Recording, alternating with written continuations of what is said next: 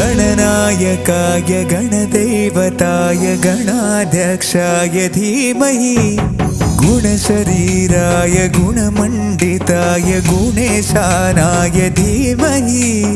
गुणातीताय गुणाधीशाय गुणप्रविष्टाय धीमहि एकदन्ताय वक्रतुण्डाय गौरीतनयाय धीमहि गजेशानाय भालचन्द्राय श्रीगणेशाय धीमहि